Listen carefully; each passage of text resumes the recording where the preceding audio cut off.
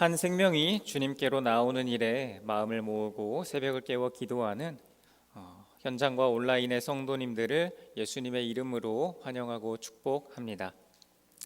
우리 하나님은 살아 계십니다. 지금도 여전히 주님은 일하십니다. 그것이 우리 눈에 잘 보이지 않을지라도 어느샌가 하나님의 나라는 이루어져 있을 것입니다. 그 가운데 우리가 기도하고 수고하고 헌신함으로써 하나님의 일에 동참하면 주님께서 기쁘게 받아주실 줄 믿습니다. 또 눈물을 흘리며 씨를 뿌리는 자가 마침내 기쁨으로 거두게 될 줄 믿습니다. 더 나아가서 우리가 하나님 자녀의 권세를 가지고 세세토록 그리스도와 더불어 왕노릇 하게 될 줄을 믿습니다. 아멘. 여러분이 신앙생활을 하면서 이 말을 어디선가 한번 들어보셨을 것 같습니다. 만약 성경을 하나의 반지에 비유한다면 그 반지 위의 고귀한 보석은 뭐죠? 그 반지 위의 고귀한 보석은 바로 로마서이고, 그 보석에서도 가장 빛나는 부분은 우리 동익교회에서 암송하는 8장이라는 그런 말이 있습니다. 이런 말이 있을 정도로 로마서 8장은 성경 전체 중에서도 굉장히 중요한 장으로 꼽히고 있습니다. 그도 그럴 것이 로마서 8장은 그리스도 예수 안에 있는 자에게는 결코 정죄함이 없다. 그리고 하나님께서 택하신 자들을 하나님의 사랑에서 끊는 것은 절대로 불가능하다. 그런 중요한 진리를 선포하고 있기 때문이죠. 이어서 사도 바울은 9장에서 그 하나님의 선택에 관해서 조금 더 부연 설명을 합니다. 유대인, 다시 말해 혈통적으로 아브라함의 후손인 사람들이라고 해서 모두 다 선택받은 하나님의 자녀인 것은 아니다. 그리고 하나님께서는 그분의 선택에 따라서 긍휼히 여길 자를 긍휼히 여기고 불쌍히 여길 자를 불쌍히 여기며 하고자 하시는 자를 완악하게 하신다. 그리고 이방인 중에서도 믿음을 의지하여 의롭게 된 자들이 있다 라고 이렇게 크게 세 가지로 9장에서 말씀을 하고 있습니다. 다시 말하면 9장은 하나님의 입장에서 구원받을 자를 선택하시는 것이 온전히 하나님의 주권에 달린 일이라는 것을, 그리고 우리의 입장에서 구원을 받는 데에는 어떤 혈통이나 어떤 행위가 중요한 것이 아니라 오직 믿음이 중요하다는 것을 말씀하고 있다는 것입니다. 그러고 나서 바울이 10장으로 이어가죠. 유대인들이 구원을 받는 데 실패했던 것은 행위를 의지하고 자기 의를 세우려 했기 때문이다. 그러나 그것은 올바른 지식을 따른 것이 아니며 예수 그리스도께서 모든 믿는 자에게 의를 이루기 위해서 율법의 마침이 되셨기 때문에 믿음 말고는 도무지 구원에 이르는 다른 길이 없다. 이것이 바로 10장 초반까지의 이야기입니다. 믿음 외에는 구원에 이를 수 있는 다른 길이 도무지 없다라는 것이 10장에서 이야기하고 있는 바입니다. 그래서 로마서 10장 9절 10절에서 구원에 이르는 조건으로 믿음을 제시하고 있는 것이죠. 제가 9절 10절 읽겠습니다. 내가 만일 내 입으로 예수를 주로 시인하며 또 하나님께서 그를 죽은 자 가운데서 살리신 것을 내 마음에 믿으면 구원을 받으리라. 사람이 마음으로 믿어 의에 이르고 입으로 시인하여 구원에 이르느니라. 아멘. 방금 들으셨다시피 사도 바울은 누군가가 구원을 받기 위해서는 두 가지 조건을 이야기하고 있습니다. 첫 번째는 예수님의 부활을 마음으로 믿는 것이고요. 두 번째는 예수님이 내 주인이시라고 입으로 신앙을 고백하는 것입니다. 두 가지 조건 이야기하고 있죠. 이어서 11절부터 13절까지 제가 읽겠습니다. 성경에 이르되 누구든지 그를 믿는 자는 부끄러움을 당하지 아니하리라 하니 유대인이나 헬라인이나 차별이 없음이라. 한 분이신 주께서 모든 사람의 주가 되사 그를 부르는 모든 사람에게 부요하시도다. 누구든지 주의 이름을 부르는 자는 구원을 받으리라. 아멘. 9장에서 말씀했던 부분들이 어느 정도 반복되고 있죠. 9장에서 아까 제가 그렇게 말하지 않았습니까? 유대인이라고 해서 다 선택받은 하나님의 자녀가 아니고 또 이방인 중에서도 믿음을 의지함으로써 의롭게 된 자들이 있다고 말씀을 했었는데, 방금 읽은 11, 12절에서 비슷한 맥락의 말씀을 하고 있는 것이죠.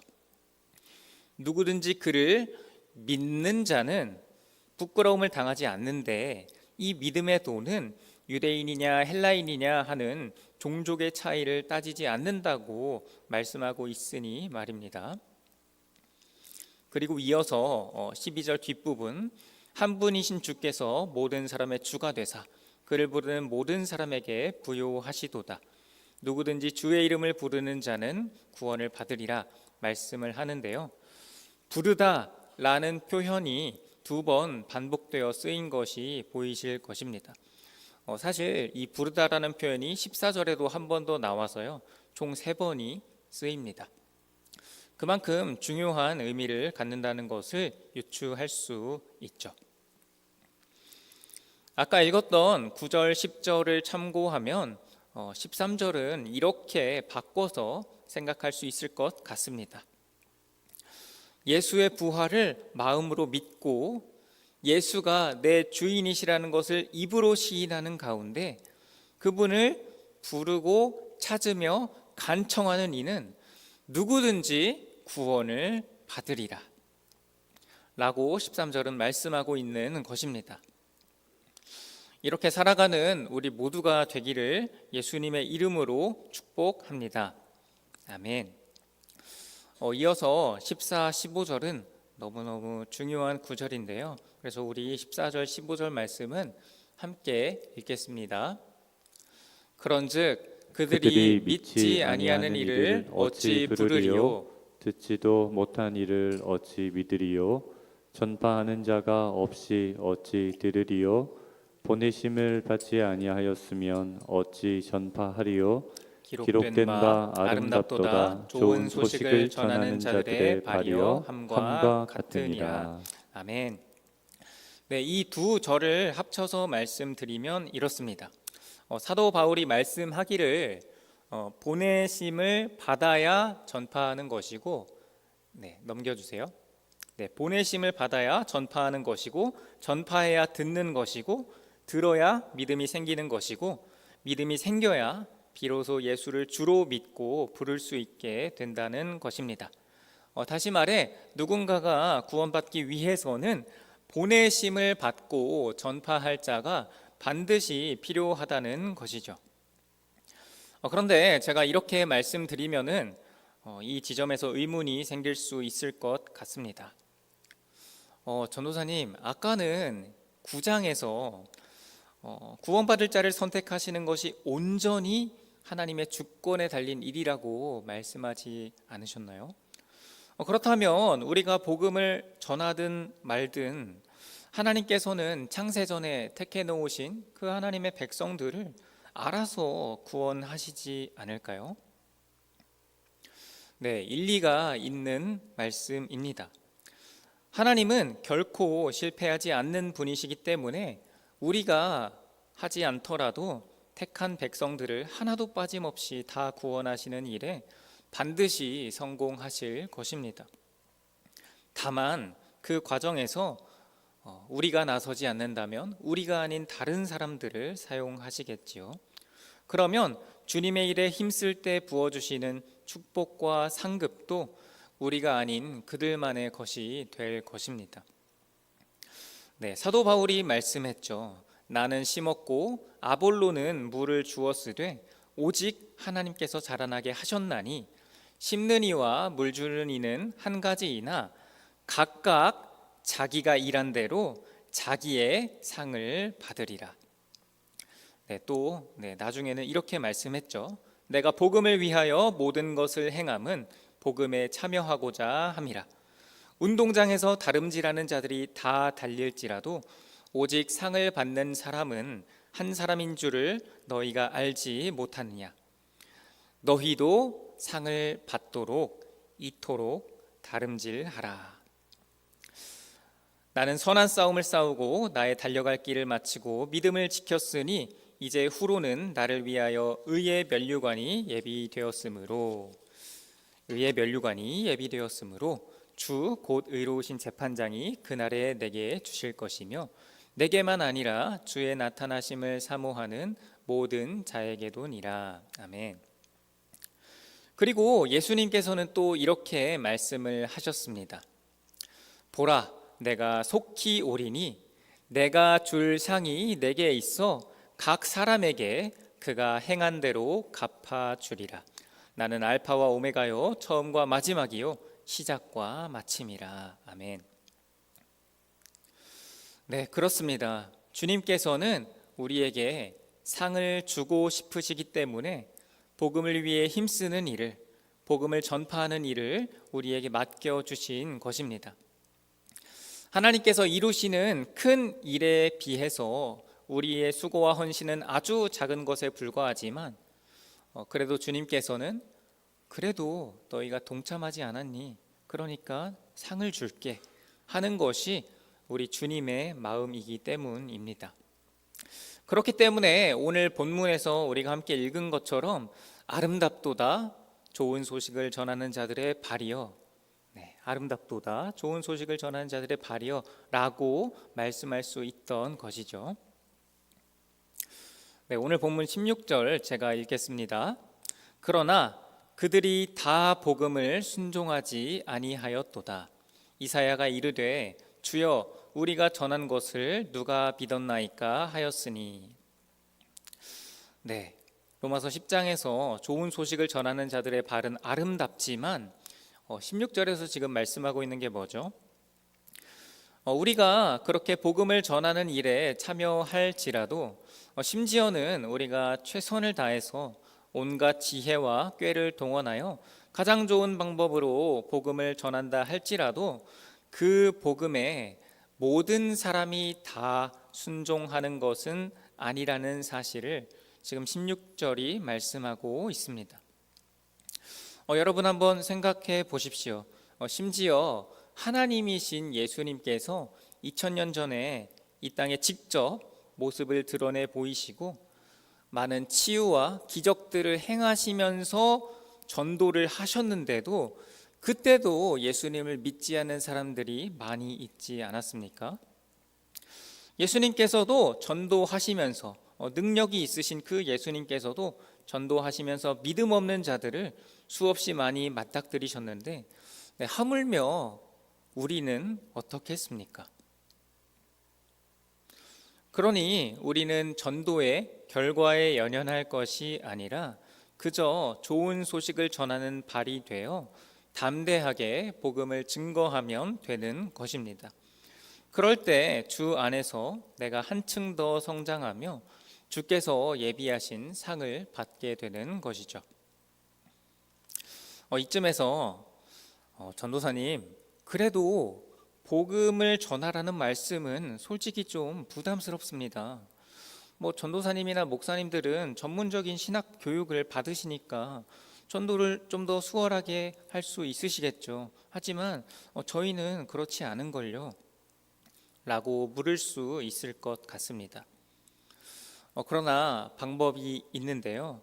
제가 17절 말씀 읽겠습니다. 그러므로 믿음은 들음에서 나며 들음은 그리스도의 말씀으로 말미암았느니라. 아멘. 17절은 그리스도의 말씀을 들을 때 비로소 믿음이 생기게 된다고 증언합니다. 말씀을 들을 때 믿음이 생기게 된다. 물론 첫 술에 배부를 수는 없을 수도 있습니다. 그러나 여기에 모인 저와 여러분 모두가 다 말씀을 통해서 신앙을 갖게 되지 않았습니까? 말씀이 없이는 믿음이 생길 수가 없는 것이죠. 그렇기 때문에 신앙을 갖는 데 있어 하나님의 말씀을 듣는 설교의 자리가 중요한 것입니다. 더군다나 11월 첫 주 함께한 생명 때는 담임 목사님께서 아직 믿음을 갖지 못한 이들에게 초점을 맞춘 그런 말씀을 준비하시고요. 또 많은 성도님들이 마음 모아 기도하며 그날을 준비하지 않습니까? 그러니 여러분이 직접 이웃에게 복음을 전하는 게 너무나 부담스럽다고 느껴지신다면 이 기회를 활용할 수 있다는 것이고요. 그렇게 하는 것이 유익하다는 것입니다. 직접 복음을 전하지는 못하더라도 기도하는 가운데 말씀의 자리에 이웃을 초청함으로써 여러분 또한 좋은 소식을 전하는 발이 될 수 있다는 것입니다. 여러분 또한 상을 받는 그런 일꾼이 될 수 있다는 것입니다. 말씀을 맺겠습니다. 사랑하는 동인의 성도 여러분, 우리가 믿는 하나님은 그 택한 백성을 단 하나도 놓치지 않으시고 다 구원해내는 그런 실패 없는 하나님이십니다. 그런데 하나님께서는 그 일을 혼자 하지 않으시고 복음을 전파할 사람을 찾고 계시죠. 이는 그 일에 동참하고 헌신하는 이들에게 예비하신 상을 주기 위함입니다. 따라서 우리는 누가 선택받은 하나님의 백성인지 알 수 없지만 그 와중에도 이 일에 최선을 다해 다름질해야 하는 것입니다. 왜냐하면 주님은 우리가 수고하고 애쓴 것보다 더 많은 것을 주기를 원하시는 분이시기 때문입니다. 그리고 우리는 예수님께서 직접 전도하실 때도 믿지 않는 사람들이 많았다는 것을 기억해야 합니다. 그럼으로써 복음을 위한 일에 우리가 최선을 다하더라도 누군가는 여전히 믿지 않을 수 있다는 사실에 놀라지 않을 수 있을 것입니다. 다만 우리는 최선을 다하고 그 결과는 하나님께 맡기면 되는 것이죠. 이것이 우리에게 위로와 담대함을 줄 줄로 믿습니다. 마지막으로 11월 첫 주 함께한 생명 예배는 동인교회 구성원 모두가 기도하며 또 생각하며 준비하는 전도 축제라는 것을 기억해 주시기 바랍니다. 내가 직접 복음을 전하는 것이 부담스러울지라도 이것이 이웃에게 하나님의 말씀을 들려줄 수 있는 절호의 기회라는 것이죠. 그러니 우리 주님께서 담임 목사님에게 성령의 충만함을 주시고 아직 믿음이 없는 이들의 눈높이에 딱 맞는 그런 말씀이 증거되는 시간이 되게 해달라고 기도하는 저와 여러분이 되었으면 좋겠습니다. 또한 기도하는 가운데 주님이 주시는 지혜로 태신자들을 초청하는 우리가 되었으면 좋겠습니다. 바라기는 다가오는 함께한 생명 축제를 잘 준비함으로써 주님이 예비하신 상을 넘치도록 받는 저와 여러분 되시기를 예수님의 이름으로 축복합니다. 아멘.